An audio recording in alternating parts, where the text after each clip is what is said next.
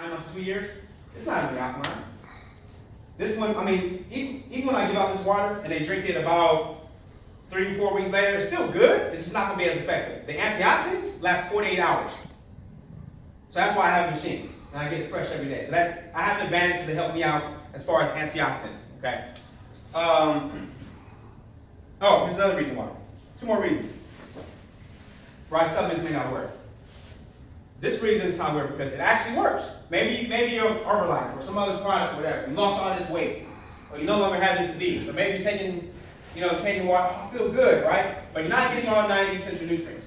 You lost weight, you got a 6-pack. You no longer have diabetes. I mean, you can reverse cancer and diabetes without supplements. The problem is you're still nutrient deficient. So 3 or 4 years down the line, you don't realize you're deficient in copper. Aneurysm. Oh, 3 years down the line, you're deficient in selenium. Yeah, you reverse diabetes.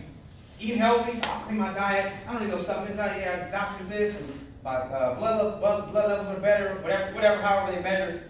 But then you're deficient in chromium vanadium. You're deficient in some of the other 90. Is it guaranteed something will happen to you? No.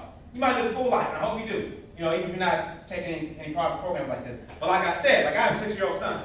I'm not risking it with him. I make sure he supplements. I give him the rebound. I give him different things. I'm not risking it with me. I've already had a couple scares to where, okay, you know what? I thought I was healthy, so now I had to take it to a T, and I was good.